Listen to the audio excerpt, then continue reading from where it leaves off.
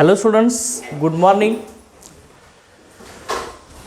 Aldehydes, ketones and carboxylic acid ह्या टॉपिकमध्ये आपण नेचर ऑफ इंटरमॉलिक्युलर फोर्स ही पहिली फिजिकल प्रॉपर्टी आपण स्टडी करणार आहे अल्डिहाइड, केटोन आणि कार्बोक्सिलिक ॲसिडसाठी.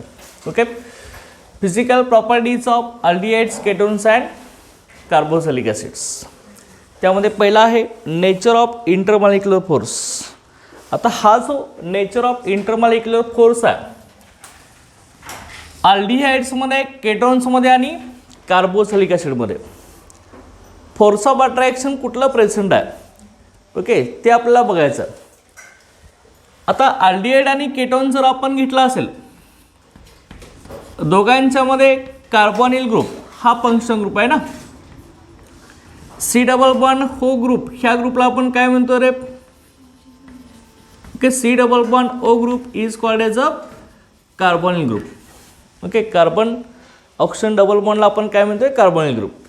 आणि हे जे दोन्ही ग्रुप्स आहेत, okay, these are present in aldehyde and ketone. Okay, लक्षात आलं का? हे दोन्ही सुद्धा ग्रुप आपले अल्डिहाइड आणि केटोनमध्ये प्रेझेंट आहेत, लक्षात घ्या. त्यामुळं कार्बोनिल जो बॉन्ड आहे, कार्बन ऑक्सिजनमधला जो बॉन्ड आहे तो पोलर कोव्हॅलेंट बॉन्ड आहे, लक्षात घ्या. Okay, carbonyl bond, carbonyl bond aldehydes आणि केटोन्स मधला हा आपला पोलर कोव्हॅलेंट बॉन्ड आहे, लक्षात घ्या. Okay, these are polar covalent bond. Okay, हा पोलर कोव्हॅलेंट बॉन्ड असल्यामुळं काय होतं बघा, ऑक्सिजन हा मोर इलेक्ट्रोनिगेटिव्ह असतो, त्यामुळं कार्बन हा मोर इलेक्ट्रोपॉझिटिव्ह होत असतो. Okay, carbonyl bond is a polar covalent bond due to more electronegativity of oxygen atoms. कार्बनच्या कम्पॅरिझनमध्ये ऑक्सिजनची इलेक्ट्रॉनिक जास्त आहे ना आपली. ओके, त्यामुळं ऑक्सिजन हा पार्शल निगेटिव्ह चार्ज कॅरी करतो आणि कार्बन हा पार्शल पॉझिटिव्ह चार्ज कॅरी करत असतो. ओके, आता हेच आपण कसं रिप्रेझेंट करतो बघा ह्याच्यामध्ये. आता कार्बन आहे आपला डबल बॉन्ड ऑक्सिजन, ह्यामध्ये काय होत असतं बघा, ऑक्सिजनची इलेक्ट्रॉनिक कार्बनपेक्षा जास्त आहे ना. ओके, त्यामुळे ऑक्सिजन काय करतो, ह्याच्यावरती पार्शल निगेटिव्ह चार्ज येतो आणि कार्बनवरती कुठला येतो? Partial positive charge. पूर्ण निगेटिव्ह असेल तर आपण डायरेक्ट असंच दाखवतो ना. पार्शल चार्जेस आपण डेल्टा प्लस डेल्टा मायनस दाखवतो, लक्षात घ्या. Okay, partial charge separation. Okay, oxygen more electronegative आहे, त्यामुळे ह्याच्यावरती पार्शल निगेटिव्ह चार्ज असतो आणि कार्बन हा इलेक्ट्रोपॉझिटिव्ह, त्यामुळे पार्शल पॉझिटिव्ह चार्ज असतो, लक्षात घ्या. त्यामुळे हा पोलर झाला ना. Carbon oxygen bond, carbon oxygen ह्यांच्यामधला बॉन्ड आहे तो पोलर झाला की नाही? पोलर म्हणजेच काय? आयोनायझेबल ना. पोलर म्हणजे आयोनायझेबल, चार्ज सेपरेट होतात ना. ज्या बॉन्डमध्ये चार्ज सेपरेशन होतं त्याला आपण पोलर बॉन्ड असं म्हणतो, लक्षात घ्या. इथे चार्ज सेपरेशन होतं ना, ऑक्सिजन निगेटिव्ह चार्ज, कार्बनला पॉझिटिव्ह चार्ज. ओके, म्हणजे हा जो कार्बोनिल बॉन्ड आहे, कार्बोनिल ग्रुपमधला हा जो कार्बोनिल बॉन्ड म्हणजे कार्बन ऑक्सिजनमधल्या बॉन्डला आपण काय म्हणणार आहे? कार्बोनिल बॉन्ड असं म्हणणार आहे. तो कसा आहे? आपला पोलर कोव्हॅलेंट बॉन्ड आहे. आणि हा कार्बोनिल बॉन्ड दोघांच्यामध्ये सुद्धा प्रेझेंट आहे. अल्डिहाइडमध्ये सुद्धा आहे, केटोनमध्ये सुद्धा आहे, बरोबर आहे की नाही? अल्डिहाइड कसा दाखवतो आहे आपण? R C double bond O H, एका साईडला हायड्रोजन, एका साईडला अल्किल ग्रुप, बरोबर आहे. आणि केटोन कसा दाखवतो आहे आपण? कार्बोनिल ग्रुपला दोन्ही साईडला अल्किल ग्रुप असतील, हा केटोन झाला, हा अल्डिहाइड झाला, बरोबर आहे ना. दोघांच्यामध्ये आपला कार्बोनिल ग्रुप आहे की नाही? मग हा कार्बोनिल ग्रुपमध्ये कार्बन ऑक्सिजनमधला जो बॉन्ड आहे त्या बॉन्डला आपण काय म्हणतोय? कार्बोनिल बॉन्ड असं म्हणतो, लक्षात घ्या. आणि तो कार्बोनिल बॉन्ड कसा आहे? आपला पोलर कोव्हॅलेंट बॉन्ड आहे, लक्षात आलं ना. ओके, पोलर कोव्हॅलेंट बॉन्ड आहे.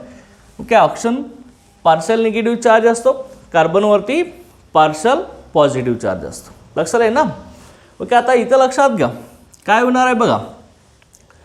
हा कार्बोनिल बॉन्डचं नेचर पोलर असल्यामुळं अल्डिहाइड्स आणि केटोन्समध्ये काय होत असतं लक्षात घ्या, dipole dipole interactive force present असतो. ओके, कसं डायपोल डायपोल इंटरॅक्शन होतं बघा. एका मॉलिक्युलचा निगेटिव्ह चार्ज ऑक्सिजन आणि दुसऱ्या मॉलिक्यूलचा पॉइंटली चार्ज कार्बन ह्यांच्यामध्ये dipole dipole force of attraction तयार होत असतं. तुम्ही लास्ट इयरला बघितलं आहे स्टेट्स ऑफ मॅटरमध्ये dipole dipole force of attraction चल का, dipole induced dipole, ion dipole interaction, त्यानंतर London force of dispersion force study केलं आहे ना स्टेट्स ऑफ मॅटरमध्ये. ओके 11th स्टँडर्डला. ओके त्याच्यावरती लक्षात घ्या डायपोल डायपोल अट्रॅक्शन किंवा dipole dipole force of attraction present असतं अल्डिहाइड स्केड्यूलमध्ये. आता एक आपला आपण मॉलिक्यूल घेतला ना, कुठलाही घ्या तुम्ही, अल्डिहाइड घ्या किंवा केटोन घ्या, दोघांच्यामध्ये हा बॉन्ड आहेच ना आपला, बरोबर आहे ना. आता मग ही अल्डिहाइड्समधला कार्बोनिल बॉन्ड असेल किंवा केटोनमधला असेल तर ह्याच्यामध्ये कसं फोर्स ऑफ अट्रॅक्शन डेव्हलप होतं बघा. आता हाच कार्बोनिल बॉन्ड मी रिव्हर्स लिहितो, लक्षात घ्या. ओके अशा पद्धतीने. ओके लक्षात आलं. मग इथं काय होणार आहे, तो सी डबल बॉन्ड ओस आहे ना हा पण, बरोबर आहे ना. मग ह्याच्यामध्ये ऑप्शन सेम काय असणार आहे, पार्शल निगेटिव्ह चार्ज, आणि कार्बनवरती काय येणार आहे, पार्शल पॉझिटिव्ह चार्ज, बरोबर ना. मग इथं फोर्स ऑफ अट्रॅक्शन कसं डेव्हलप होतं लक्षात घ्या. ह्यांच्यामध्ये इथला एका अल्डिहाइड्समधला निगेटिव्ह चार्ज ऑप्शन आणि एका अल्डिहाइड्समधला पॉझिटिव्ह चार्ज कार्बन ह्यांच्यामध्ये असं फोर्स ऑफ अट्रॅक्शन डेव्हलप होतं, लक्षात घ्या. काय असं फोर्स ऑफ अट्रॅक्शन असे अनेक मॉलिक्यूल. परत लक्षात घ्या, परत हे असं रिव्हर्स, परत हे असं दाखवायचं. ओके ह्याच्यावरती पार्शल निगेटिव्ह, पार्शल पॉझिटिव्ह, बरोबर ना. परत इथं काय होणार आहे, परत रिव्हर्स, परत हे असं होणार ना.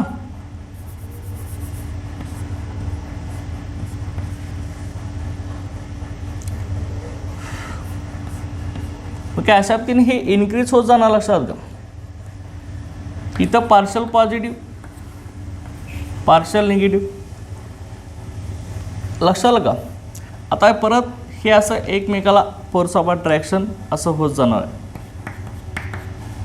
चल काय, परत इथं negative charge option, positive charge carbon. Okay अशा पद्धतीने फोर्स ऑफ अट्रॅक्शन डेव्हलप होत जाणार की नाही यांच्यामध्ये, लक्षात आलं का. इथं पण खाली पण तसंच होणार आहे. ओके ऑप्शनचा निगेटिव्ह डायपोल असतो, चार्ज निगेटिव्ह ना, निगेटिव्ह डायपोल. कार्बनवरती पॉझिटिव्ह चार्ज, पॉझिटिव्ह डायपोल. एका मॉलिक्यूलचा निगेटिव्ह डायपोल, एका मॉलिक्यूलचा पॉझिटिव्ह डायपोल ह्यांच्यामध्ये फोर्स ऑफ अट्रॅक्शन डेव्हलप होतं ना. त्यामुळे ह्या फोर्स ऑफ अट्रॅक्शनला आपण काय म्हणत असतो, dipole dipole interaction. Okay dipole dipole force of attraction. चल का, ही dipole dipole force of attraction आहे की नाही आपलं. Dipole dipole force of attraction in aldehydes and ketones. Okay understand. ही अल्डिहाइड्स आणि केटोन्समध्ये dipole dipole force of attraction develop होत चालू होतं, लक्षात घ्या. ओके त्यामुळं हे अनेक अल्डिहाइड्स आणि केटोनचे मॉलिक्यूल एकमेकाला अट्रॅक्ट होत असतात ह्या डायपोल डायपोल फोर्स ऑफ अट्रॅक्शनमुळे, लक्षात आलं. म्हणजे आता अल्डिहाइड आणि केटोनमध्ये कुठला इंटरमॉलिक्युलर फोर्स आहे, इंटरमॉलिक्युलर फोर्स म्हणजे दोन मॉलिक्यूलमध्ये असणारा फोर्स कुठला असतो आपला, dipole dipole force of attraction. दोन मॉलिक्यूलमध्ये फोर्स कुठला, dipole dipole force of attraction. हे लक्षात ठेवायचं साहेब. अल्डिहाइड केटोनमध्ये कुठला फोर्स ऑफ अट्रॅक्शन, कुठला, dipole dipole force of attraction. Okay आता त्यानंतर आपल्याला कुणाचा बघायचा, कार्बोक्सिलिक ॲसिडचा. अल्डिहाइड केटोनमध्ये लक्षात आला. आता कुणामध्ये बघायचं आपला, कार्बोक्सिलिक ॲसिडमध्ये. ह्यांच्यामध्ये फोर्स ऑफ अट्रॅक्शन कुठला आहे. आता लक्षात घ्या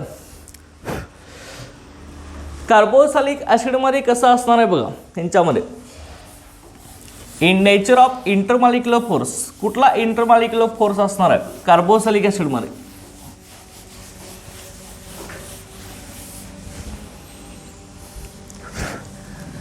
तर कार्बोक्सिलिक ॲसिडमध्ये फंक्शनल ग्रुप कुठला असतो रे, कार्बोक्सिल ग्रुप असतो ना.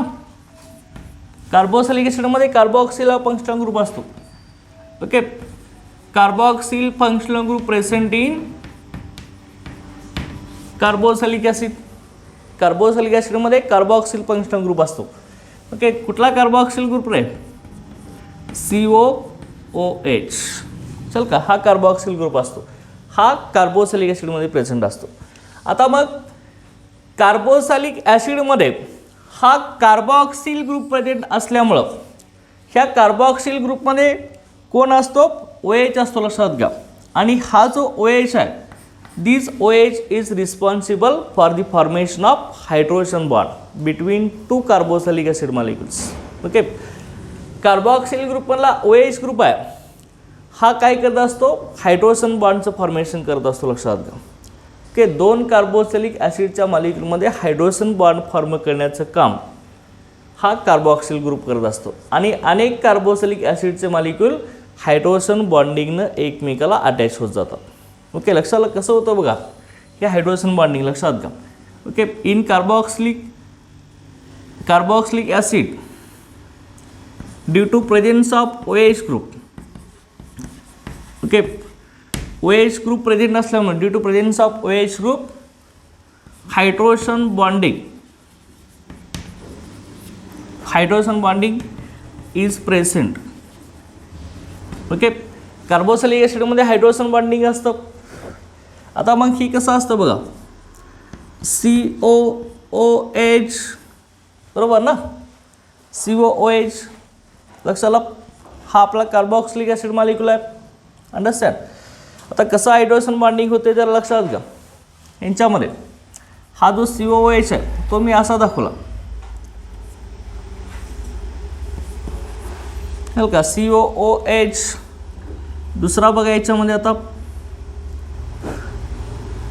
दुसरा मॉलिक्यूल आपण घेऊया. ह्याच्यामध्ये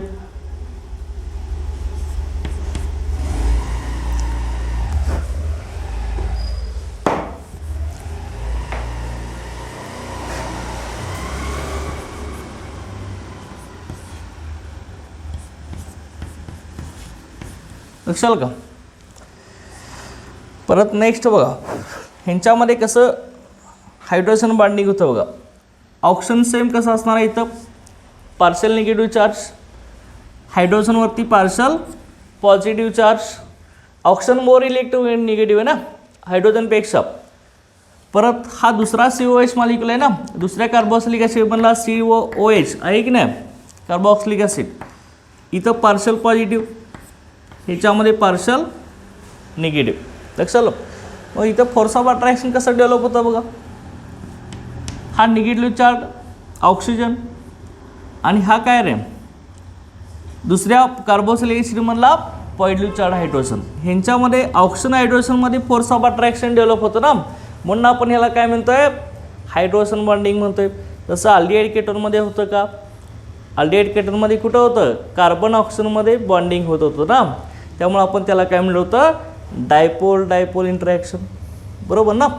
इथं ऑक्सिजन आणि हायड्रोजनमध्ये फोर्स ऑफ अट्रॅक्शन डेव्हलप होते एका कार्बोक्सिलिक ॲसिडच्या ऑक्सिजन ॲटममध्ये आणि दुसऱ्या कार्बोक्सिलिक ॲसिडच्या हायड्रोजन ॲटममध्ये. इथं आपलं असं फोर्स ऑफ अट्रॅक्शन डेव्हलप होते, लक्षात घ्या. ओके, मग ह्याच फोर्स ऑफ अट्रॅक्शनला आपण काय म्हणतोय, हायड्रोजन बॉन्डिंग.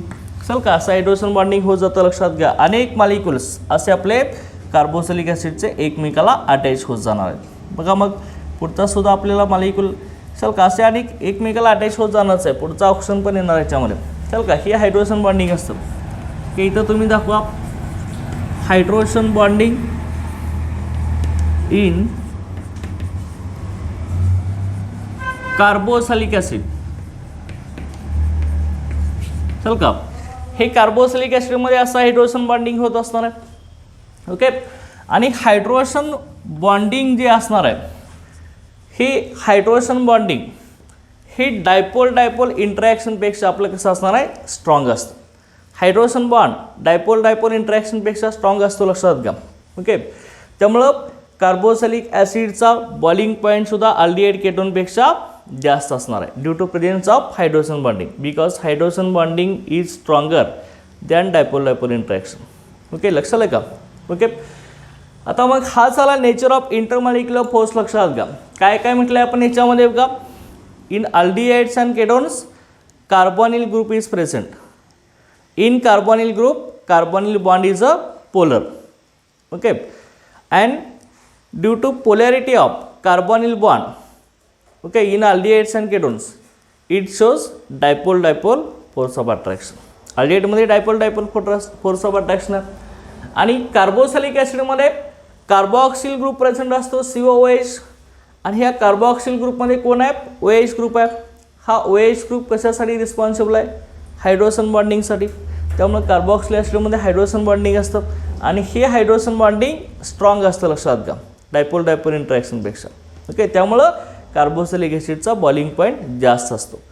हे स्ट्रॉंग असल्यामुळं हा बॉन्ड ब्रेक करण्यासाठी एनर्जी जास्त लागणार ना आपल्याला, त्यामुळं बॉइलिंग पॉईंट इन्क्रीज होणार आहे, लक्षात ना. ओके, हा नेचर ऑफ इंटरमॉलिक्युलर फोर्स आहे. अल्डिहाइड्स केटोनमध्ये कुठला force of attraction? Dipole force of attraction. आणि कार्बोक्सिलिक ॲसिडमध्ये हायड्रोजन बॉन्डिंग असणार आहे. अंडरस्टँड? ओके, ही पहिली फिजिकल प्रॉपर्टी आहे, nature of intermolecular force. Understand?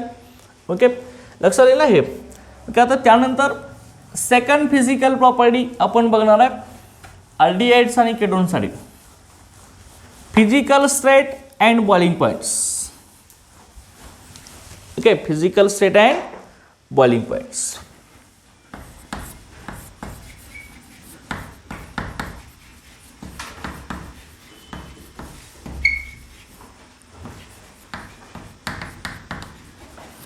Okay, physical state and boiling point of aldehydes and ketones.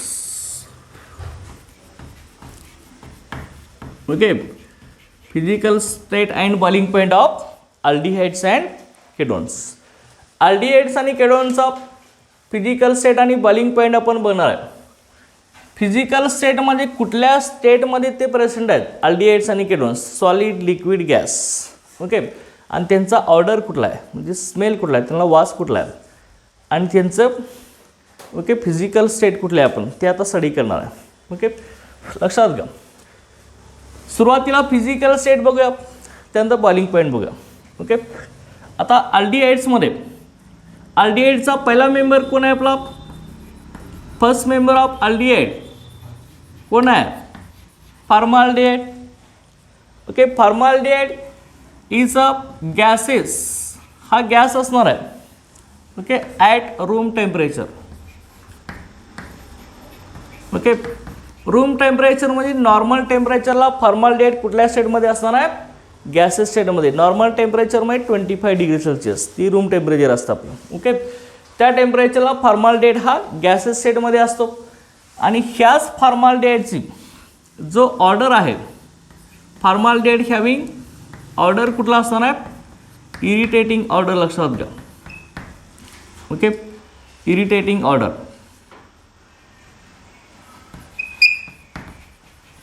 Irritating order म्हणजे तुझा वास आपल्याला घेऊ वाटत नाही, लक्षात घ्या. Okay, irritating. ओके, इरिटेशन होत असतं, लक्षात घ्या, म्हणजे आपल्याला वास घेऊ वाटत नाही, त्याचा स्मेल. इरिटेटिंग ऑर्डर असतो फॉर्मल्डिहाइडचा. आणि सेकंड मेंबर ऑफ अल्डिहाइड जो आहे तो असिटाल्डिहाइड. acetaldehyde. These acetaldehyde, these are colorless liquids. Okay, हा colorless liquid आहे. Okay, colorless liquid having pleasant smell. Okay, pleasant smell म्हणजे काय? ह्याचा वास चांगला असतो, लक्षात घ्या, असिटाल्डिहाइडचा. ओके, ओके, प्लीझंट स्मेल असतो याचा. And other aldehydes. Okay, other aldehydes,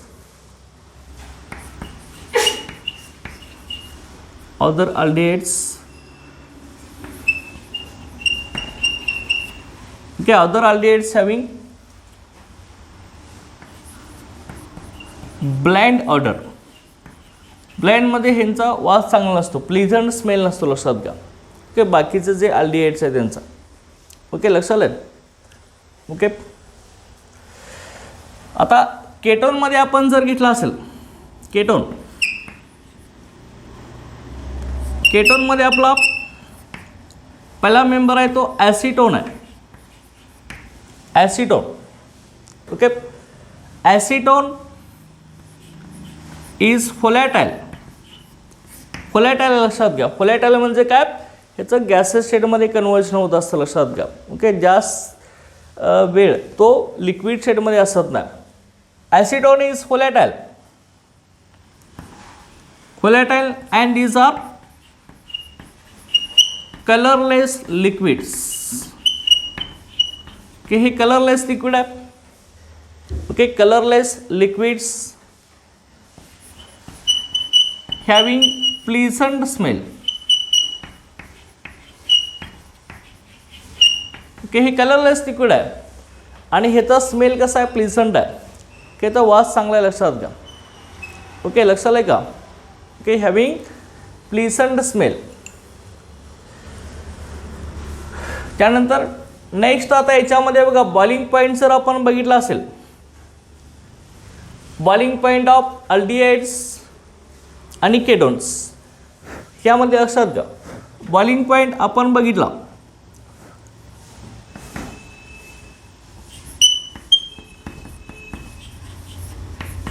boiling point of aldehydes and ketones. Boiling point of aldehydes and ketones. Okay, increases with increase in molecular mass.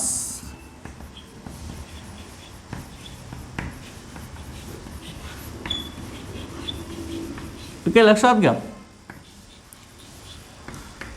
Okay. Molecular mass वाढल्यामुळं aldehydes आणि केटोनचा boiling point आपला increase होत असतो. Understand. Okay. Boiling point, molecular mass म्हणजे carbon item वाढत जाणार ना. Okay. आपण इथे घेतला HCHO फॉर्माल्डिहाइड. ओके. दुसरा आपण घेतला असिटाल्डिहाइड CH3CHO. त्यानंतर नेक्स्ट याच्यामध्ये CH3 CH2CHO. ओके. जसे कार्बन ॲटम वाढत जाणार आहेत तसं काय होणार आहे, मॉलिक्युलर मास सुद्धा काय होणार, इन्क्रीज होणार आहे. मग मॉलिक्युलर मास वाढल्यामुळं अल्डिहाइड आणि केटोनचा बॉइलिंग पॉईंट इन्क्रीज होत असतो. अंडरस्टँड. ओके. हे लक्षात ठेवायचं. हे आपलं बॉइलिंग पॉईंट ऑफ अल्डिहाइड्स आणि केटोन्स दोघांसाठी असणार आहे. ओके. आता ह्याच्यानंतर नेक्स्ट लक्षात घ्या, पुढचा आपल्या याच्यामध्ये आपण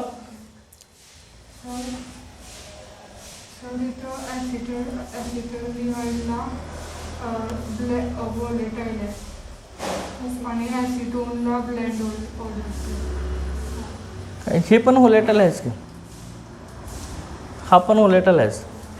ह्याला काही कलरलेस लिक्विडच आहे ना. हां, colourless liquid having pleasant smell.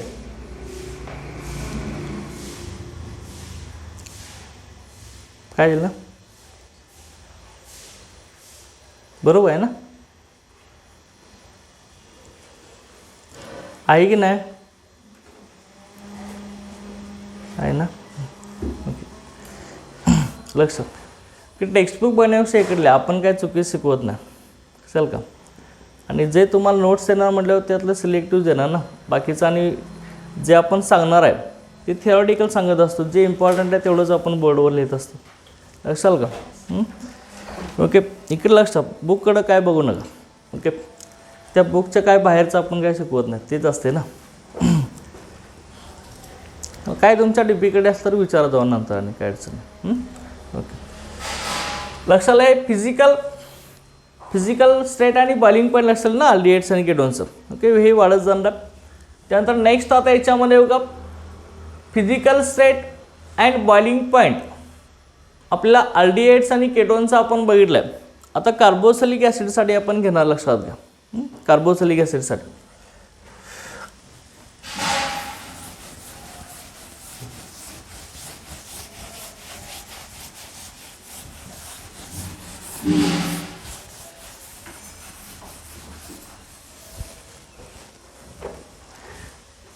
physical state and boiling point of carboxylic acids.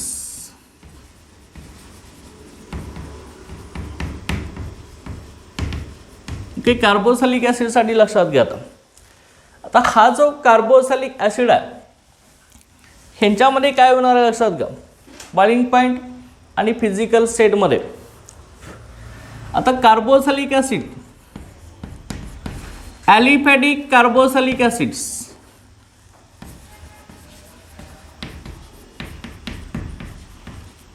Okay, aliphatic carboxylic acids. Aliphatic carboxylic acid म्हणजे काय, ओके, ज्या कार्बोक्सिलिक ॲसिडमध्ये COOH ग्रुप हा अल्किल ग्रुप अटॅच असतो, बरोबर आहे ना. ॲलिफॅटिक कार्बोक्सिलिक ॲसिड हा जो ॲलिफॅटिक कार्बोक्सिलिक ॲसिड आहे up to 9 carbon atoms, okay, 9 carbon एटमपर्यंत लक्षात घ्या. म्हणजे ह्याच्यामध्ये 9 कार्बन एटमपर्यंत, 9च्या पुढे गेले की त्याची फिजिकल स्टेट चेंज होऊन जाईल. अप टू 9 कार्बन एटम्स कुठल्या स्टेटमध्ये असणार आहे तो, okay, these are present in liquid state, okay, these are colourless liquids, okay, are colourless liquid. ह्याला कुठलाही म्हणजे फ्यांची फिजिकल स्टेट कुठली आली आपली, up to 9 carbon atom, okay, liquid स्टेटमध्ये असणार आहेत. आणि त्यानंतर पुढचे जे ॲलिफॅटिक कार्बोक्सिलिक ॲसिड्स आहेत and higher carboxylic acids,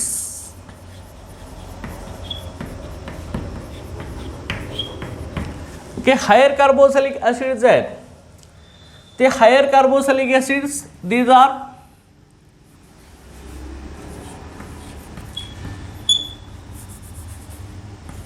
colourless, यांना कुठलाही कलर नसतो, odourless,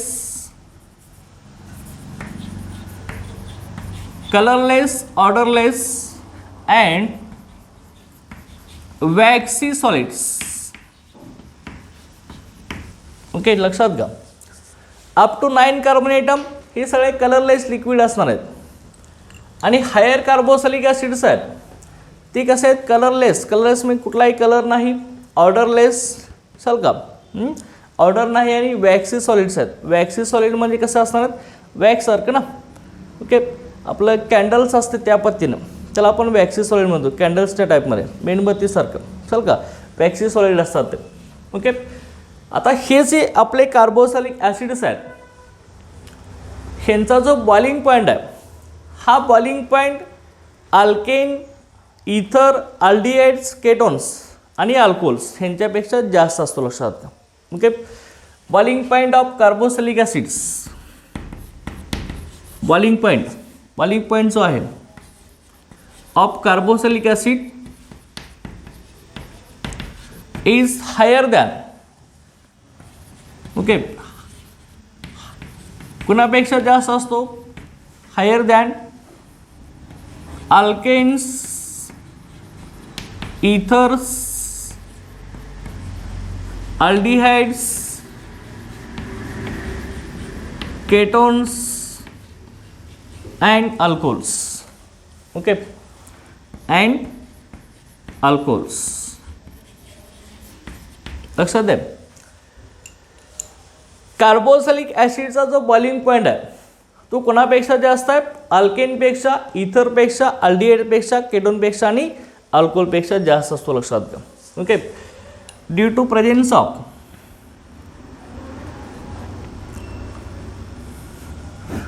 because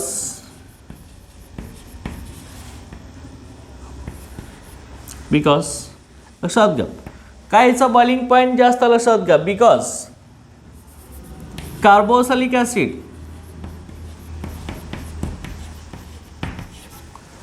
forms dimer, okay, forms dimer in liquid state, okay. Liquid स्टेटमध्ये हा डायमरचं फॉर्मेशन करतो, लक्षात घ्या, forms dimer in liquid state with 2 hydrogen bonds, okay, with 2 hydrogen bond, 2 hydrogen bond असलेला डायमर तयार करतो, लक्षात घ्या. त्यामुळं हा डायमर फॉर्म केल्यामुळं त्याचं मॉलिक्युलर मास इन्क्रीज होत असतं, लक्षात का, मॉलिक्युलर मास वाढत असतं. त्यामुळे त्याचा बॉइलिंग पॉईंट वाढतो. डायमर म्हणजे डाय म्हणजे टू, मर म्हणजे मॉलिक्युल्स. दोन कार्बोक्सिलिक ॲसिडचे मॉलिक्युल एकमेकाला हायड्रोजन बॉन्डनं अटॅच असतं, लक्षात घ्या. ओके, त्यामुळे त्यांचा बॉइलिंग पॉईंट वाढत असतो. बघा कसं होणार आहे. जनरल आपण घेतला असेल बघा इथं C double bond O O H,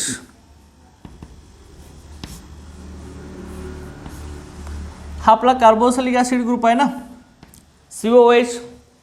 लक्षाल का, COH आहे ना, C double bond O O H. लक्षाल का. आता दुसरा आपण मॉलिक्यूल घेऊया.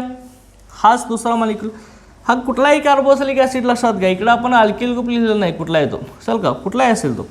चल का, आता दुसरा कार्बोक्सिलिक ॲसिडच्या मॉलिक्यूलमधील सेम कार्बोक्सिल ग्रुप आपण दाखवणार, COOH ग्रुप. बघा कसा येणार तो. तो आता उलटा लिहिणार मी. चल का, आता कसं करणार बघा मी. हिच्यामध्ये CO, ओके, लक्षात घ्या,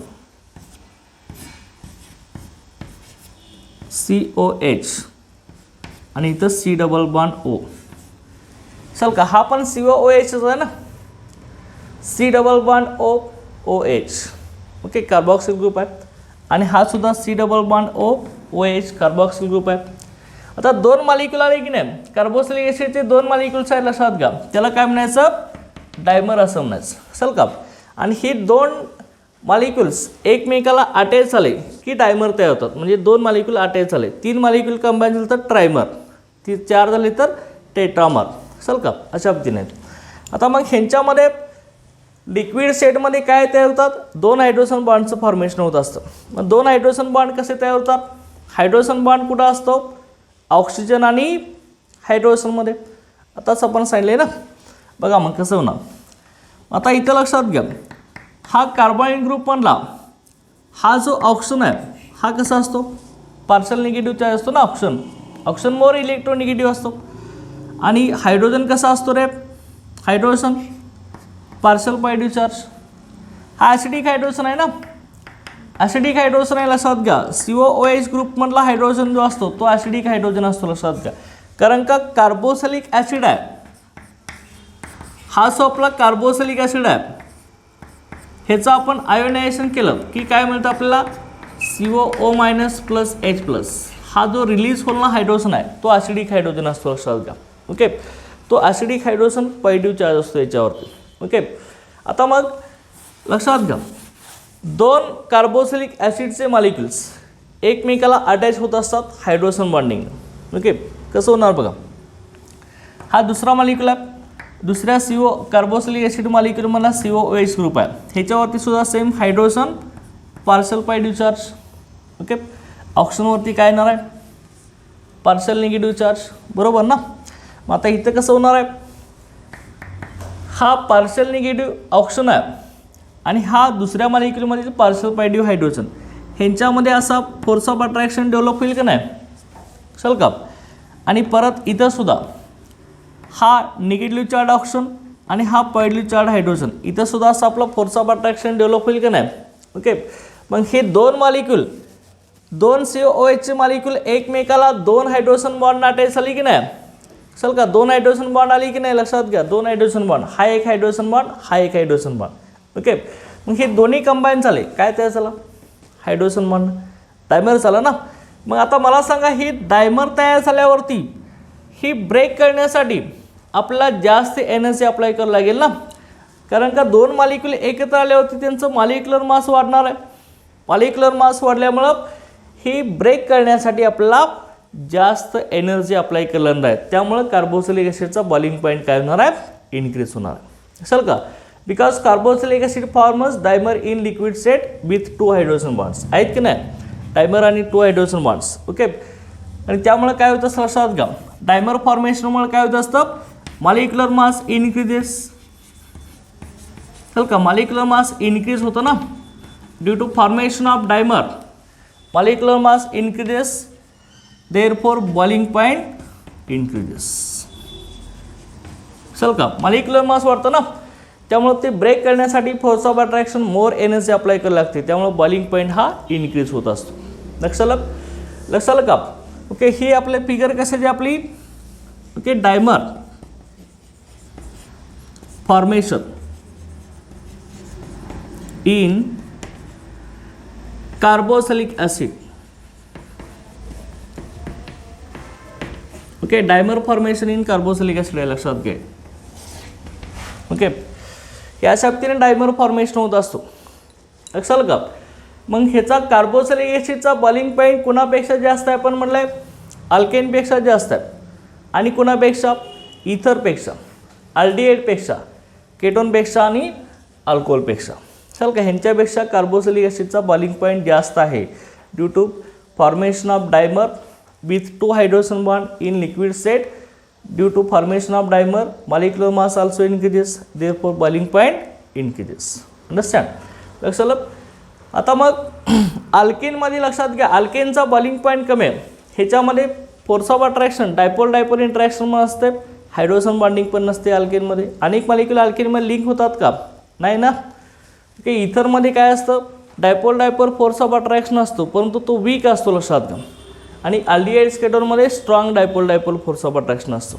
ओके, आणि अल्कोहोल्समध्ये हायड्रोजन बॉन्डिंग असतं, त्यामुळे ह्याचा बॉइलिंग पॉईंट. आता ह्यांची जर कंपॅरिझन जर तुम्ही केली असेल तर अल्केनपेक्षा इथरचा बॉइलिंग पॉईंट जास्त असतो, इथरपेक्षा अल्डिहाइडचा जास्त असतो.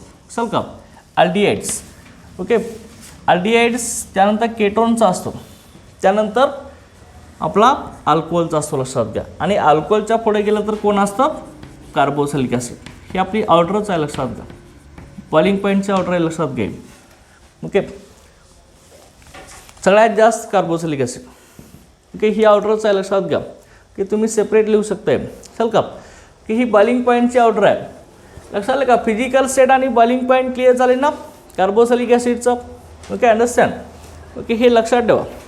आता ह्यामध्ये बघा, परत आपल्याला आता काय बघायचं आहे, ह्यांची सोल्युबिलिटी आपल्याला चेक करायचं आहे. कुणाची सोल्युबिलिटी, अल्डिहाइड्स, केटोन्स आणि कार्बोक्सिलिक ॲसिड, ह्या तिघांची पण सोल्युबिलिटी आपल्याला चेक करायचं आहे. ओके, कसे असणार आहे बघा सोल्युबिलिटी. नेक्स्ट फिजिकल प्रॉपर्टी आपली, solubility of aldehydes, ketones and carboxylic acids.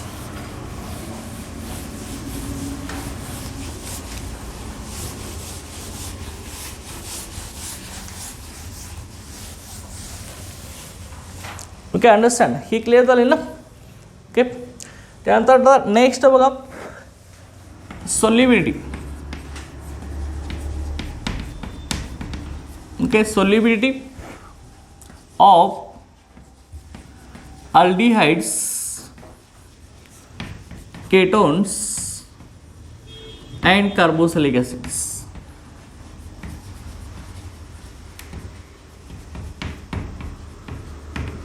Okay, ह्या तिघांची सोल्युबिलिटी बघायचं. आता अल्डिहाइड्स आणि ketones. Okay, lower members of aldehydes and ketones. Lower member म्हणजे काय, ज्या अल्डिहाइड केटोनमध्ये कमी कार्बोनेटम प्रेझेंट आहेत. Lower molecules of aldehydes and ketones are soluble in water due to presence of hydrogen bonding with water molecules. Okay, ज्या aldehyde आणि केटोनमध्ये कमी कार्बोनेटम प्रेझेंट आहेत, अप टू 4 कार्बोनेटम. ओके, 4 कार्बोनेटमपर्यंतचे, ते काय होतात, वॉटरबरोबर हायड्रोजन बॉन्डिंग तयार करतात, त्यामुळे ते वॉटरमध्ये सोल्युबल होतात. जसजसं अल्डिहाइड्स केटोन्समधले कार्बोनेटम वाढत जाणार तसं काय होणार आहे, वॉटरबरोबर हायड्रोजन बॉन्डिंग करण्याची कॅपॅसिटी कमी होत जाणार आहे. त्यामुळे वॉटरमध्ये त्यांची सोल्युबिलिटी कमी होते आणि ऑर्गॅनिक सॉल्व्हंटमध्ये इन्क्रीज होत जाते. मग ऑर्गॅनिक सॉल्व्हंट कुठले असणार आहेत, बेन्झिन असेल, इथर असेल, क्लोरोफॉर्म असेल, कार्बन टेट्राक्लोराइड, ह्या ओके लेस पोलर ऑर्गॅनिक सॉल्व्हंटमध्ये त्यांची सोल्युबिलिटी इन्क्रीज होत जाते. ओके, बघा कसं आपण म्हणतो याच्यामध्ये. ओके, लक्षात घ्या, अल्डिहाइड्स आणि केटोन्स ह्यांचे लोअर मेंबर्स. चल का, lower members of aldehydes and ketones. Okay, लक्षात घ्या, ह्यांचे जे लोअर मेंबर्स आहेत,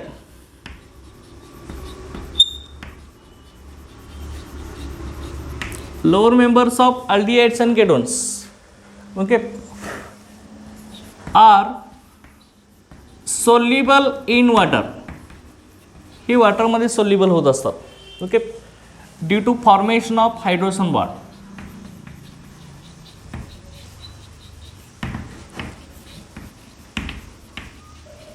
okay, due to formation of hydrogen bond. Hydrogen bond form केल्यामुळं, okay, due to formation of hydrogen bond. Okay, बघा कसा हायड्रोजन बॉन्डिंग तयार होतं लक्षात घ्या. लोअर मेंबर्समध्ये कार्बोनिल ग्रुप आहे ना, हा दोघांच्यामध्ये अल्डिहाइडमध्ये पण आहे आणि केटोनमध्ये पण आहे, बरोबर. आता वॉटर मॉलिक्यूल मी लिहिणार बघा. वॉटर मॉलिक्यूल कसा लिहिणार लक्षात घ्या. ह्याच्यामध्ये H2O, HOH. ओके, बघा HOH हा कार्बोनिल ग्रुप मी असा लिहितो. ओके, चल का काय होणार बघा. ऑक्शन कसा असतो रे आपला कार्बोनिल ग्रुपमधला, मोर इलेक्ट्रोनिगेटिव्ह. त्यामुळे ह्याच्यावरती चार्ज कुठला येणार आहे, पार्शल निगेटिव्ह. लक्षात आलं, कार्बनवरती पार्शल पॉझिटिव्ह, हायड्रोजनवरती पार्शल पॉझिटिव्ह वॉटरमधल्या. ओके, मग इथं काय होणार लक्षात घ्या. ह्यांच्यामध्ये असा पार्शल निगेटिव्ह ऑक्सिजन आणि पार्शल पॉझिटिव्ह हायड्रोजन ह्यांच्यामध्ये असा फोर्स ऑफ अट्रॅक्शन डेव्हलप होणार आहे. लक्षात दे. इथं परत दुसरा, परत लक्षात घ्या. परत काय असणार आहे, कार्बोनिल ग्रुप, याच्यामध्ये partial negative oxygen, partial positive carbon ह्यांच्यामध्ये असं फोर्स ऑफ अट्रॅक्शन डेव्हलप होणार आहे. लक्षात का. त्यामुळं ऑक्सिजन हायड्रोजनमध्ये बॉन्ड आलाय की नाही रे, ऑक्सिजन हायड्रोजनमध्ये बॉन्ड आलाय की नाही, की ऑक्सिजन हायड्रोजनमध्ये बॉन्ड असेल तर त्याला आपण काय म्हणतोय, हायड्रोजन बॉन्ड म्हणतोय. ओके, लक्षात का. मग ही लोअर मेंबर्स आहेत, अल्डिहाइड्स आणि कीटोन्स आहे. लोअर मेंबरमध्ये कमी कार्बन असणारे अल्डिहाइड्स आणि कीटोन्स, म्हणजे अप टू 4 कार्बनपर्यंतचे अल्डिहाइड्स आणि कीटोन्स हे काय असतात, वॉटरबरोबर हायड्रोजन बॉन्डिंग तयार करतात. त्यामुळे ते वॉटरमध्ये सोल्युबल असतात. ओके, लक्षात आलं. ओके, लक्षात घ्या. ओके, हे आपला हायड्रोजन बॉन्ड आहे. Hydrogen bonding in H2O and CO bond in aldehyde and ketone. In aldehyde and ketone. लक्षात आलं, इन aldehyde and ketone. आता हायर मेंबर्स आहेत. हायर मेंबर म्हणजे जास्त कार्बन आयटम असणारे अल्डिहाइड्स आणि ketones. Higher members of aldehydes and ketones. Aldehydes and ketones. Okay, are insoluble in water. Higher members आहेत हे वॉटरमध्ये इनसोल्युबल असतात. ओके, जसा त्यांच्यातला अल्किल ग्रुप वाढत जाणार आहे, म्हणजे कार्बोनिल ग्रुपला C double bond O group आहे आपला, ह्याला अटॅचला अल्किल ग्रुपमधले कार्बन आयटम जसे वाढत जाणार तसं हायड्रोजन बॉन्डिंग करण्याची कॅपॅसिटी अल्डिहाइड्स आणि केटोनची काय होणार आहे, कमी होत जाणार आहे. लक्षाल का. त्यामुळे ते वॉटरमध्ये काय होतात, इनसोल्युबल होतात. जेवढा अल्किल ग्रुप स्मॉल असेल तेवढं त्यांची कॅपॅसिटी असते वॉटरबरोबर हायड्रोजन बॉन्डिंग करायचं. अल्किल ग्रुपची साईज वाढली, अल्किल ग्रुपमधले कार्बन वाढले की काय होणार आहे, सोल्युबिलिटी वॉटरमधील कमी होत जाणार. लक्षात. आता मग लक्षात घ्या, मग ही कुठं सोल्युबल असणार आहेत, हायर मेंबर्स ऑर्गॅनिक सॉल्व्हंटमध्ये. Okay, but soluble in organic solvent. Organic solvent कुठले आले रे, ऑर्गॅनिक सॉल्व्हंट बेन्झीन, त्यानंतर इथर, चल का, क्लोरोफॉर्म CHCl3, ह्याला आपण क्लोरोफॉर्म म्हणतो ना, की ह्यांच्यामध्ये ते सोल्युबल असतात. Okay, etcetera. ओके, ही ऑर्गॅनिक सॉल्व्हंट्स आहेत, ह्यांच्यामध्ये सोल्युबल असतात. लक्षात आलं. सोल्युबिलिटी ऑफ अल्डिहाइड केटोन लक्षात आली का? लोअर मेंबर कसे आहेत, वॉटर बरोबर हायड्रोजन बॉन्डिंग करतात, त्यामुळे वॉटर बरोबर ते सोल्युबल होत असतात. आणि हायर मेंबर्स जे आहेत ते वॉटरमध्ये इनसोल्युबल असतात, ते ऑर्गॅनिक सॉल्व्हेंटमध्ये सोल्युबल असतात, बेन्झीन इतर क्लोरोफॉर्ममध्ये. कारण का अल्किल ग्रुपची साईज वाढली की वॉटर बरोबर हायड्रोजन बॉन्डिंग करण्याची कॅपॅसिटी त्यांची डिक्रीज होत असते. लक्षात आलं? आता त्यानंतर solubility of carboxylic acid. Okay, carboxylic ॲसिडची सोल्युबिलिटी आपल्याला बघायचं. ओके, ती कशी असणार आहे बघा.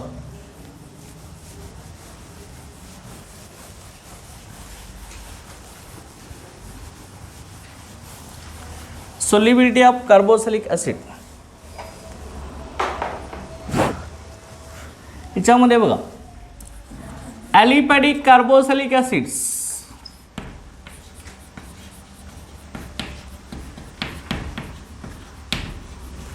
Aliphatic carboxylic acids,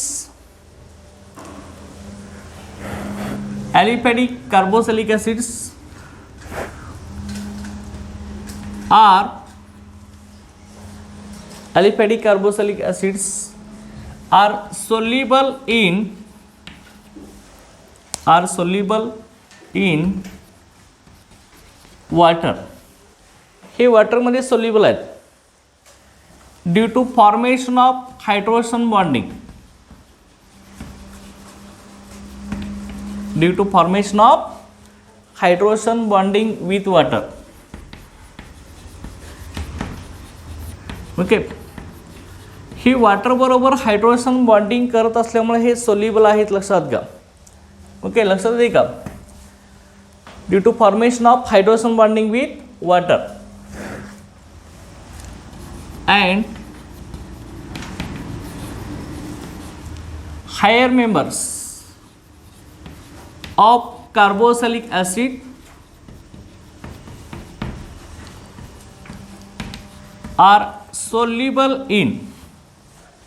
are soluble in organic solvents.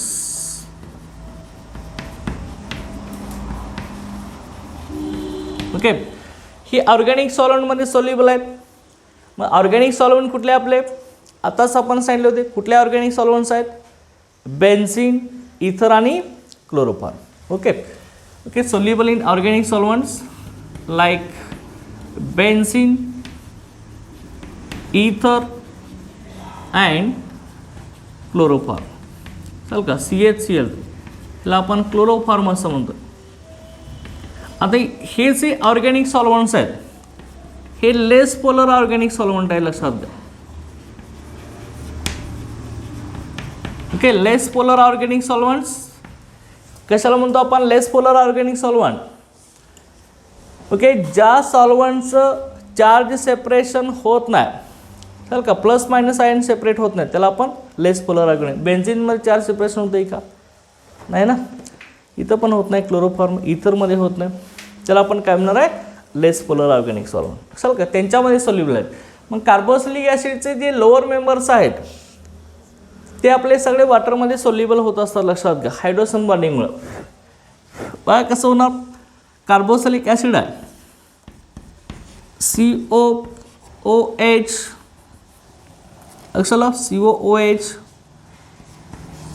हा कार्बोक्सिलिक ॲसिड आहे.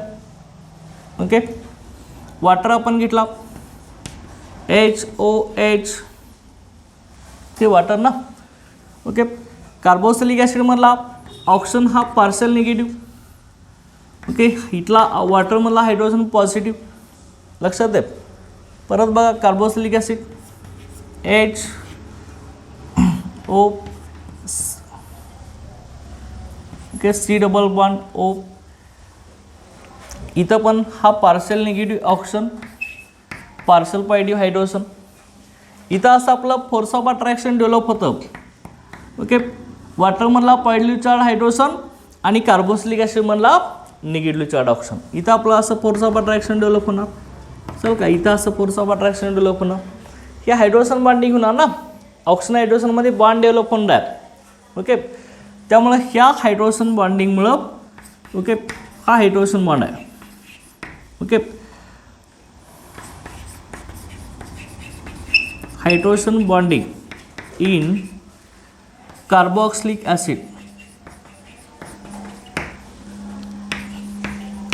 And H2O. का अशा पद्धतीनं हायड्रोजन बॉन्डिंग होत असतं. म्हणजे हायर मेंबर्स आहेत त्यांच्यामध्ये हायड्रोजन बॉन्डिंग होऊ शकत नाही. अल्किल ग्रुपची साईज वाढत जाते, त्यामुळे हायड्रोजन बॉन्डिंग करण्याची टेंडन्सी त्यांची कमी होत असते आणि मग ती ऑर्गॅनिक सॉल्व्हेंटमध्ये सोल्युबल होत असतात, लक्षात घ्या. ओके. आणि जे ॲरोमॅटिक कार्बोक्सिलिक ॲसिड्स आहेत ते सुद्धा आपले ऑर्गॅनिक सॉल्व्हेंटमध्ये सोल्युबल आहेत, लक्षात घ्या. ॲरोमॅटिक कार्बोक्सिलिक ॲसिड कुठले असणार आहेत? ओके, बेन्झिन रिंगला COOH अटॅच असणार आहे. हे सुद्धा कशामध्ये सोल्युबल असणार आहेत? ऑर्गॅनिक सॉल्व्हेंटमध्ये सोल्युबल असणार आहेत. चल का ॲरोमॅटिक कार्बोक्सिलिक ॲसिड. ओके, लक्षात ठेवायचं. ओके, लक्षात आलं हे सोल्युबिलिटी फिजिकल प्रॉपर्टी लक्षात आलं की सगळ्या. ओके, पहिली आपण काय भेटलं आहे? फिजिकल सेट अल्डिहाइड केटोन्स आणि कार्बोक्सिलिक ॲसिडची. त्यानंतर नेचर ऑफ इंटरमॉलिक्युलर फोर्स, त्यानंतर ओके सोल्युबिलिटी. अंडरस्टँड? ही क्लिअर झाली ना फिजिकल प्रॉपर्टी. ओके, त्यानंतर आता नेक्स्ट पॉईंट जो आहे फिजिकल प्रॉपर्टीज नंतर पोलॅरिटी ऑफ कार्बोनिल बॉन्ड.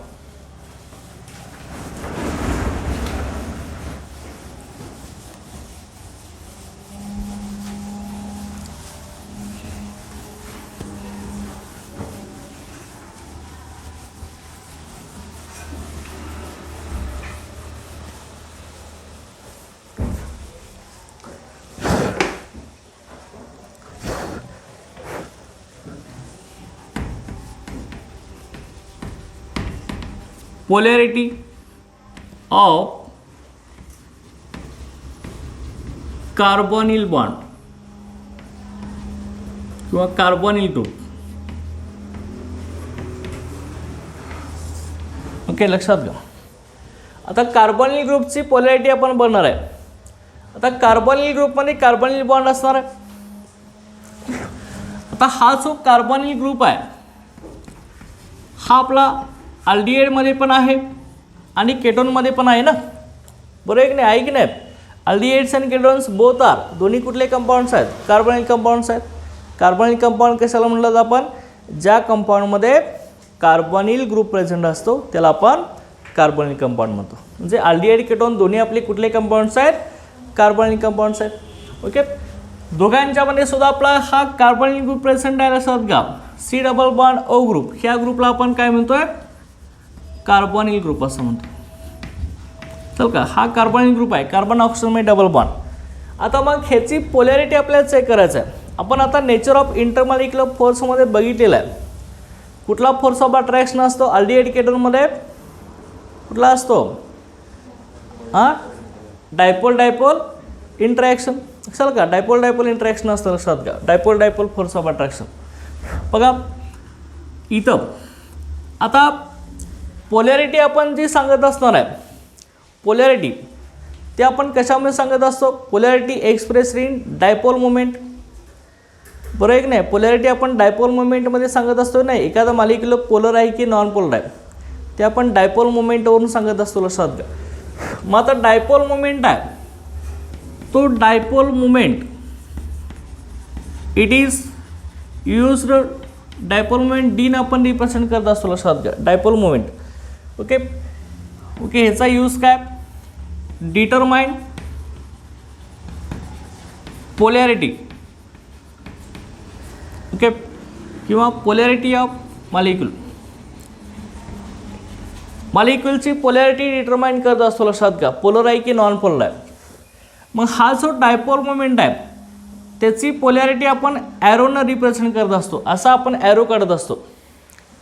हे आपलं ह्या ॲरोचं ही हेड आहे आणि हे पाठीमागचं टेल आहे, लक्षात घ्या. ह्याचं हेड जे आहे ते मोर इलेक्ट्रोनिगेटिव्ह ॲटमकडे दाखवलं जातं आणि टेल असतं ते इलेक्ट्रोपॉझिटिव्ह ॲटमकडे असतं. मग आता कार्बोनिल ग्रुप आहे, ह्या कार्बोनिल ग्रुपला मोर इलेक्ट्रोनिगेटिव्ह ॲटम कुठला मोर इलेक्ट्रोनिगेटिव्ह? ऑक्सिजन ना. मग ह्या ऑक्सिजनकडे आपण हेड दाखवणार ॲरोचा आणि मग कार्बनकडे कोण येणार? टेल येणार पाठीमागचा, सर का. ओके, लक्षात आलं?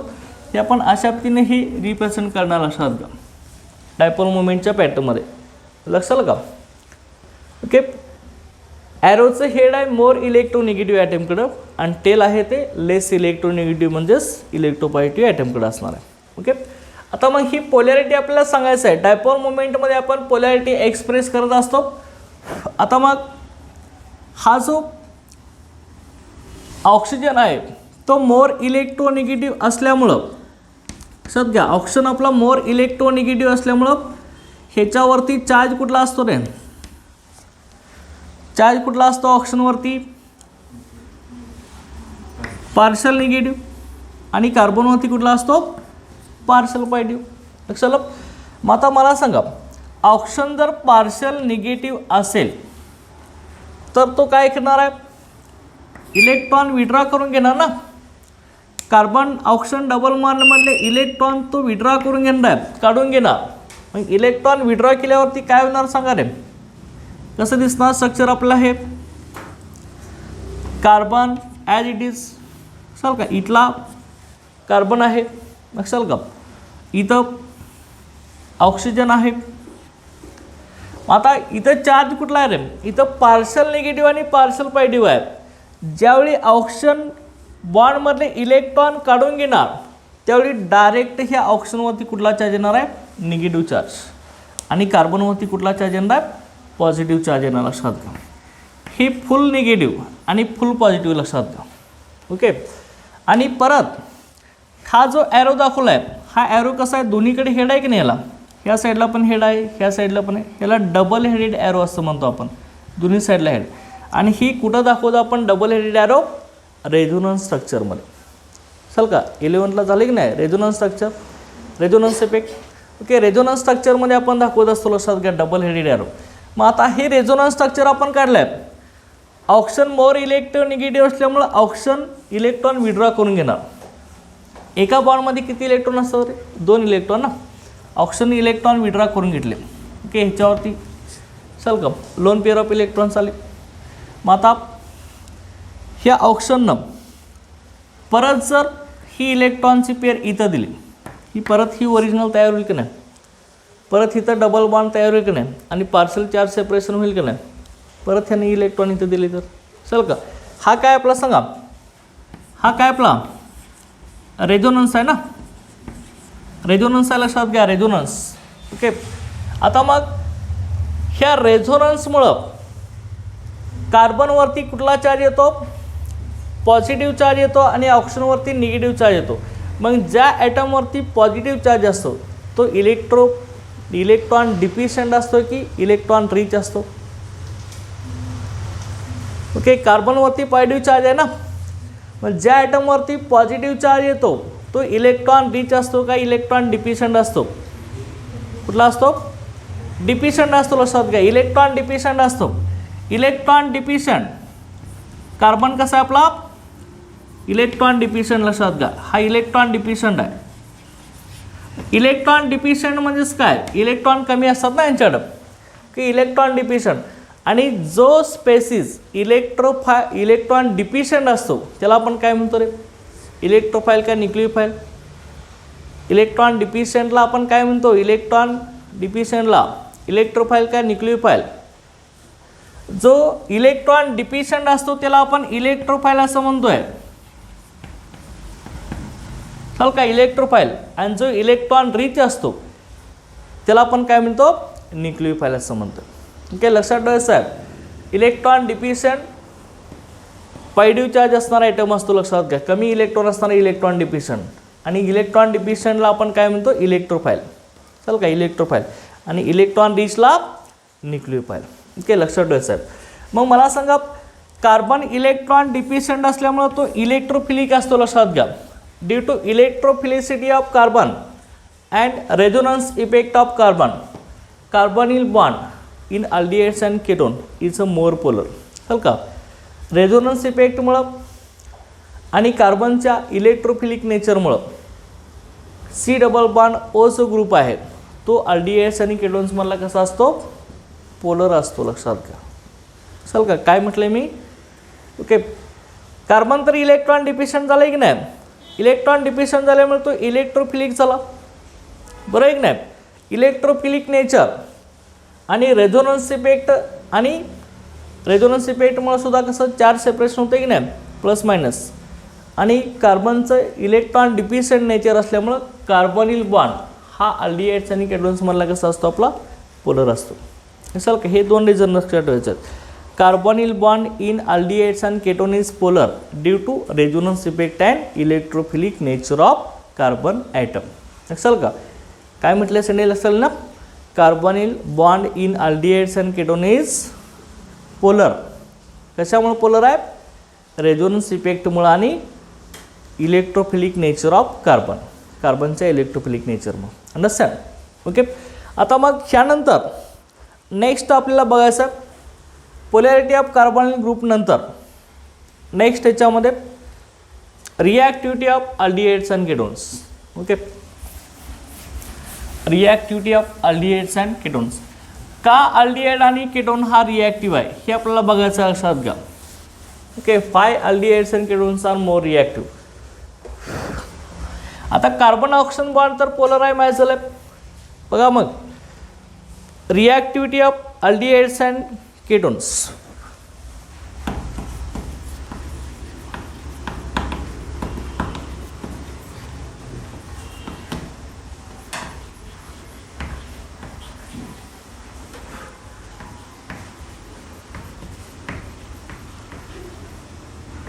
आता अल्डिहाइड्स आणि केटोनची रिॲक्टिव्हिटी बघायचं.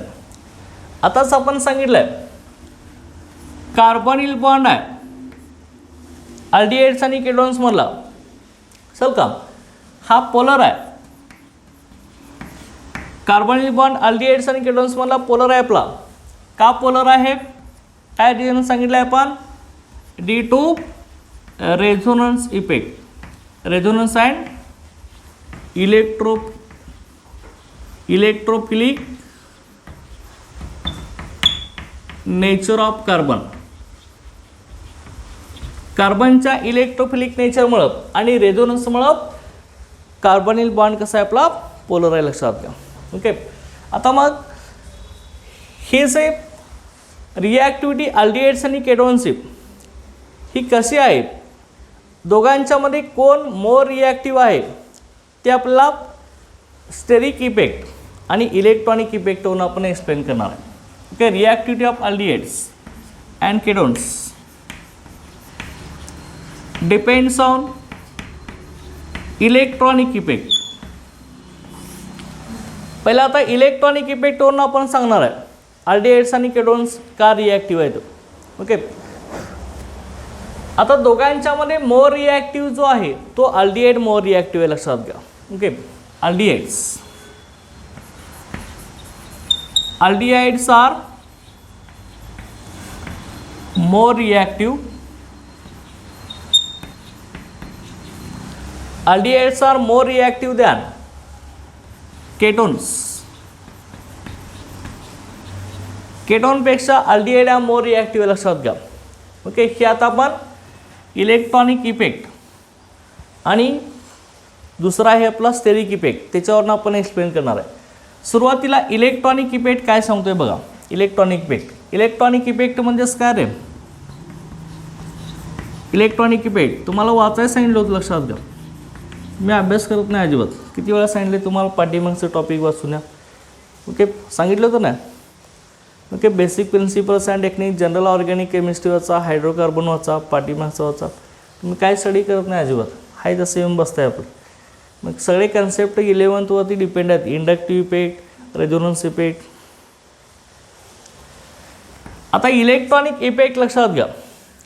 इलेक्ट्रॉनिक इफेक्ट कसा असताना आपला, इलेक्ट्रॉनिक इफेक्टला आपण इंडक्टिव्ह इफेक्ट असं म्हणतो.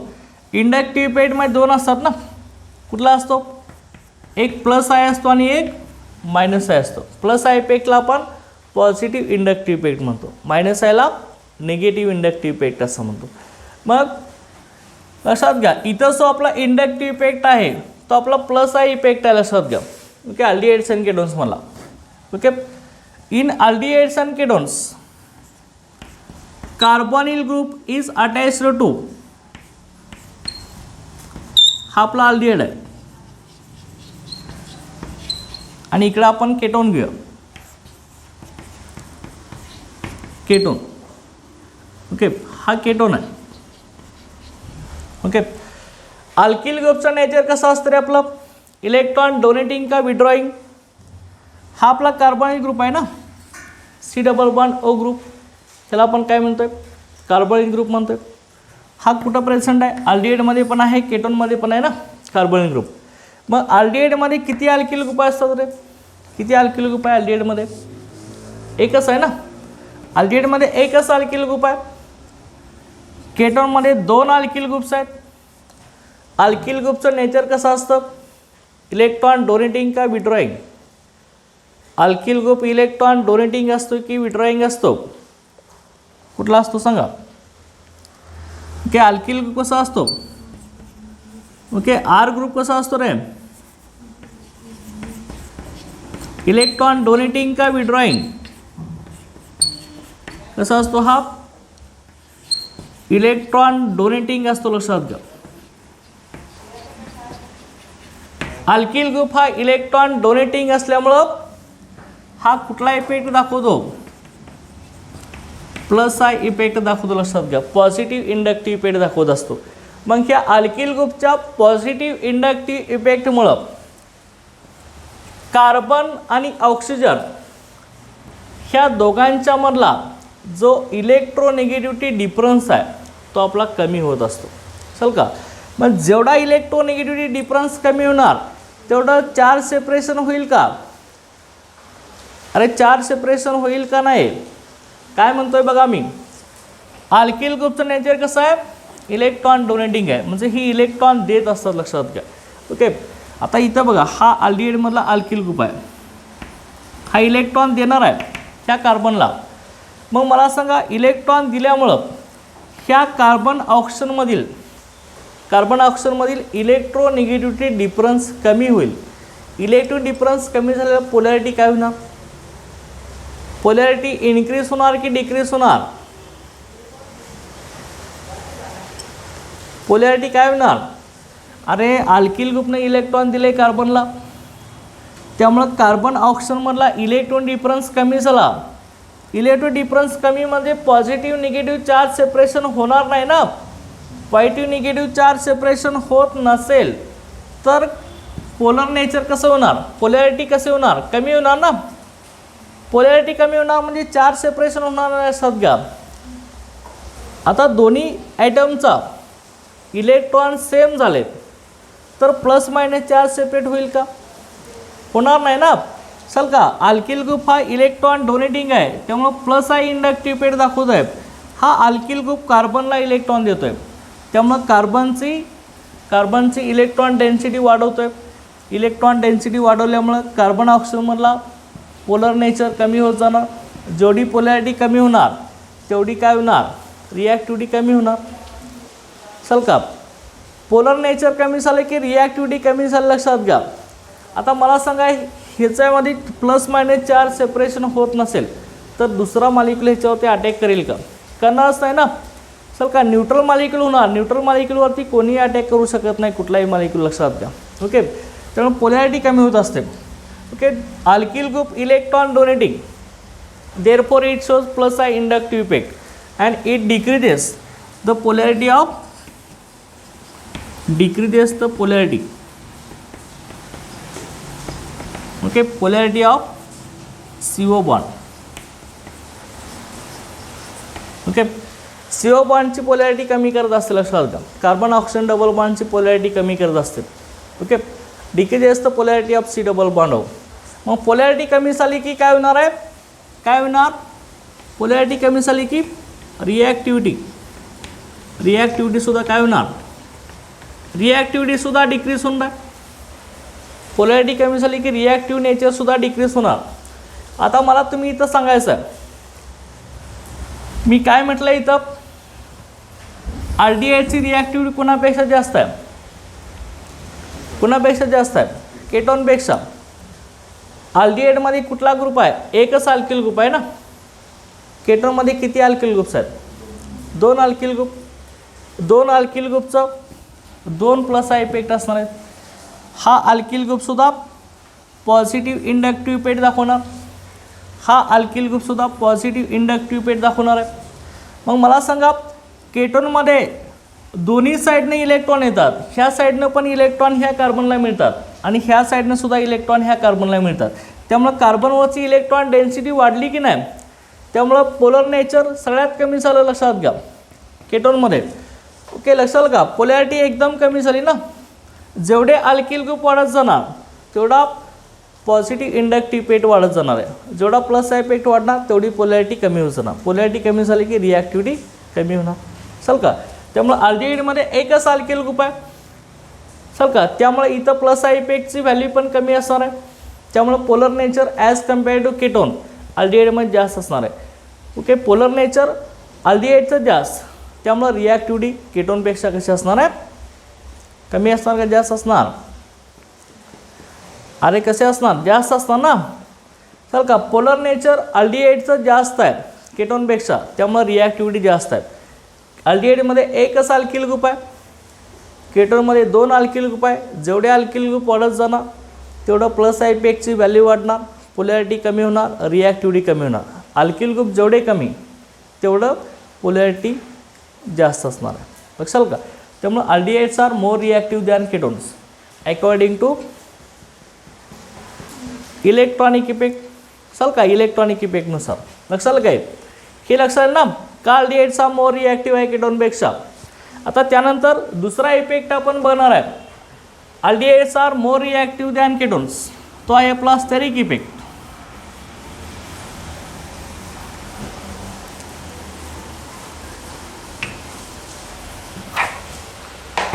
ओके, सेकंड आहे तो आपला steric effect.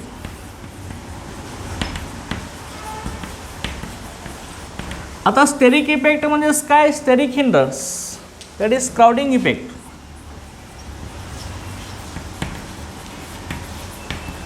Okay, steric effect म्हणजे क्राउडिंग इफेक्ट लक्षात घ्या. बघा, in aldehydes and ketones aldehydes are more reactive than ketones due to steric effect. का स्टेरिक इफेक्टमुळे अल्डिहाइड हा मोर रिॲक्टिव्ह आहे. कसा असतो लक्षात घ्या. आता सेम मी काढलं आहे, हा अल्डिहाइड आहे. ओके, आणि इकडं मी लिहितोय केटोन. हा आपला केटोन आहे, बरोबर. आता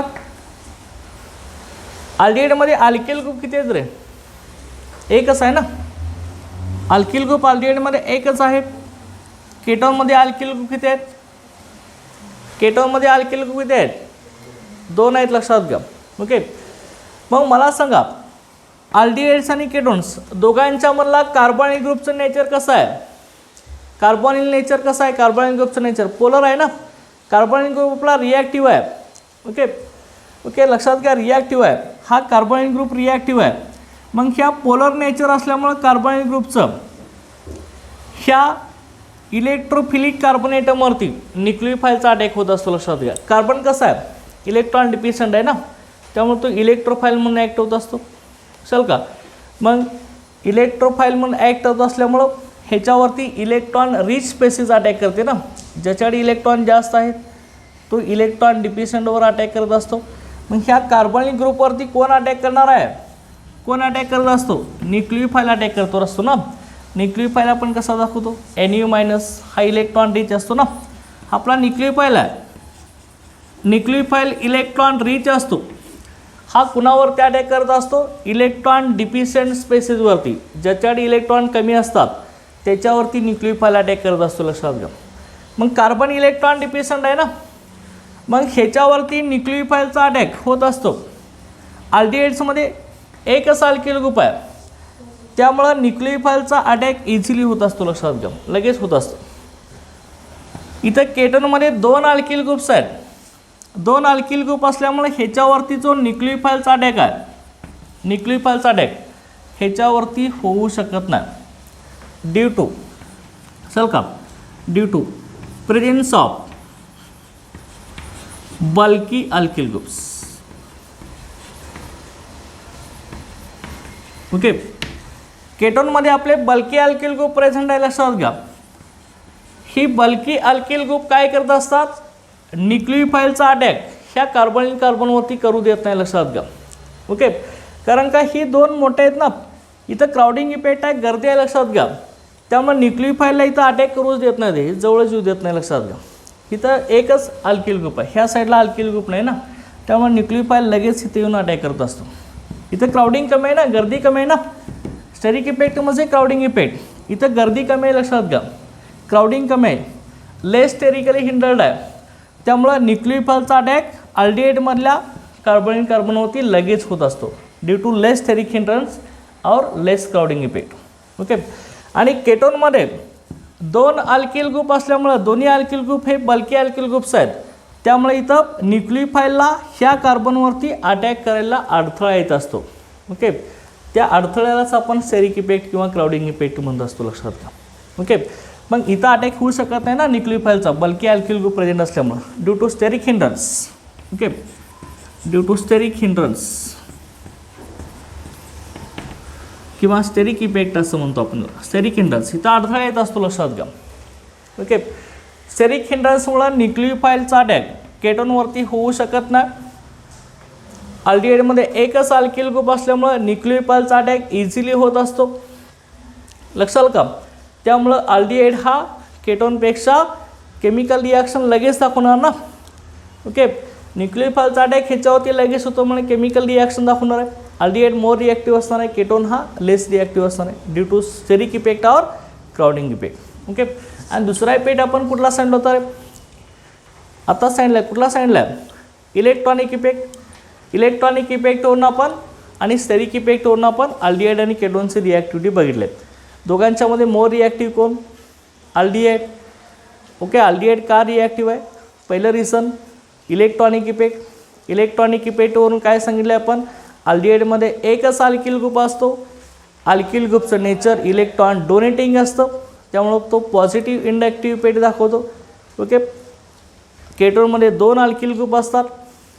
ओके, त्यामुळं काय होत असतं, कार्बन ऑक्सिजनची पोलॅरिटी कमी होत असते, त्यामुळे रिॲक्टिव्हिटी कमी होत असणार आहे, असेल का.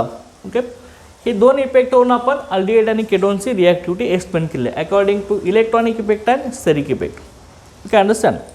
ओके, त्याच्यानंतर नेक्स्ट आपण आता स्टडी करणार आहे chemical properties of aldehydes and ketones.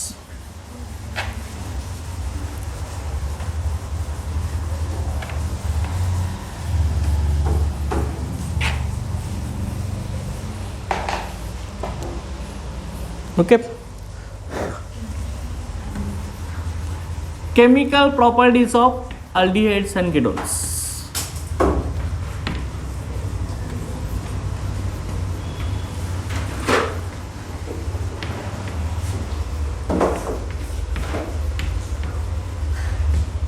Okay, chemical properties of aldehydes and ketones, लक्षात घ्या. Chemical properties of aldehydes and ketones. आता केमिकल प्रॉपर्टी ऑफ अल्डिहाइड्स आणि केटोन्स आपण बघत असताना, okay, these aldehydes are easily oxidized. म्हणजे अल्डिहाइड्सचं जर ऑक्सिडेशन झालं की आपल्याला काय मिळतो रे, अल्डिहाइडचं ऑक्सिडेशन झाल्यावर काय मिळतो, अल्डिहाइडचं ऑक्सिडेशन झाल्यावर काय मिळतं, कार्बोक्सिलिक ॲसिड, लक्षात का. ओके, RCHO आहे ना, ह्याचं ऑक्सिडेशन झालं RCOH, हा कार्बोक्सिलिक ॲसिड मिळत असतो. मग अल्डिहाइडचं कन्व्हर्शन कार्बोक्सिलिक ॲसिडमध्ये होत असताना आपण माइल्ड ऑक्सिडायझिंग एजंट यूज करणार आहे. हो का, mild oxidizing agent, strong oxidizing agent नाही, लक्षात घ्या. मग ह्या अल्डिहाइडचं कन्व्हर्शन कार्बोक्सिलिक ॲसिडमध्ये होत असताना अल्डिहाइड जो आहे ते रिड्युसिंग एजंट म्हणून ॲक्ट होतात. अल्डिहाइड काय म्हणून ॲक्ट होतात, रिड्युसिंग एजंट, बरोबर आहे की नाही. रिड्युसिंग एजंट कशाला म्हणतो रे आपण, रिड्युसिंग एजंट इटसेल्फ अंडरगोज काय होतं, स्वतःचं काय होत असतं रिड्युसिंग एजंटचं, ऑक्सिडेशन ना, जो सबस्टन्स रिड्युसिंग एजंट म्हणून ॲक्ट होत असतो त्याचं स्वतःचं ऑक्सिडेशन होत असतं, बरोबर आहे ना. मग झालं की नाही, अल्डिहाइडचं ऑक्सिडेशन केल्यावर कार्बोक्सिलिक ॲसिड झालं आहे. अल्डिहाइडचं ऑक्सिडेशन होतं आहे म्हणजे अल्डिहाइड कोण ॲक्ट होतो आहे, रिड्युसिंग एजंट म्हणून ॲक्ट होतं आहे, लक्षाल का, रिड्युसिंग एजंट म्हणून ॲक्ट होतं आहे. मग आता हाच जो अल्डिहाइड आणि केटोन आहे, चल का, हे जे अल्डिहाइड्स आणि केटोन्स आहेत, आता केटोनचं रिडक्शन होत नाही इझिली, लक्षात घ्या. Okay, due to absence of okay hydrogen atom in carbon groups. का होत नाही केटोनचं रिडक्शन, सॉरी ऑक्सिडेशन इझिली होत नाही. केटोनमध्ये असं आहे ना, कार्बन ग्रुपला 2 अल्किल ग्रुप्स आहेत आणि केटोनमध्ये कार्बन ग्रुपला एका साईडला अल्किल ग्रुप आहे, एका साईडला कोण आहे, हायड्रोजन आहे. चल का, कार्बोनिल ग्रुपला हायड्रोजन ॲटम असेल तरच ऑक्सिडेशन होत असतं. चल का, केटोनमध्ये आहे का, कार्बोनिल ग्रुपला हायड्रोजन आहे का, नाही ना, त्यामुळे याचं ऑक्सिडेशन होऊ शकत नाही. असेल का, हे लक्षात ठेवायचं आहे. Ketone does not oxidation takes place due to absence of hydrogen atom on carbon. असेल का, हे लक्षात ठेवायचं. ओके, आता मग हा जो अल्डिहाइड आणि केटोन आहे, ह्यांच्या सुरुवातीला आपण आता केमिकल प्रॉपर्टी स्टडी करत असताना laboratory test of aldehydes and ketones बघणार. अल्डिहाइड आणि केटोन हे लॅबोरेटरीमध्ये आपण कसं आयडेंटिफाय करणार आहे. तुम्हाला एखादा अननोन कंपाऊंड दिला असेल, ते अल्डिहाइड आहे की केटोन आहे हे तुम्हाला आयडेंटिफाय करायला लावलं तर आपण लॅबोरेटरी टेस्ट करून बघणार आहे. ओके, त्या लॅबोरेटरी टेस्ट आहेत त्या स्किप्स बेस, त्यालाच आपण स्किप्स टेस्ट म्हणतो, त्यानंतर टोलन्स रिएक्शन, ओके, आणि त्यानंतर फिलिंग सोल्युशन टेस्ट. ओके, ह्या 3 टेस्ट अल्डिहाइड्स आहेत आणि त्याच्या पुढचे ज्या टेस्ट आहेत ती आपली आहे ती केटोनसाठी सोडियम नायट्रोप्रोसाइड टेस्ट आहे. त्याच्यानुसार आपण केटोनचं कन्फर्मेशन करत असतो. ओके, ह्या ज्या टोटल 4 टेस्ट आहेत त्याच्यावरून कसं अल्डिहाइड आणि केटोन आयडेंटिफाय केला जातो ते आपण आता नेक्स्ट लेक्चरला बघूया. Okay, thank you.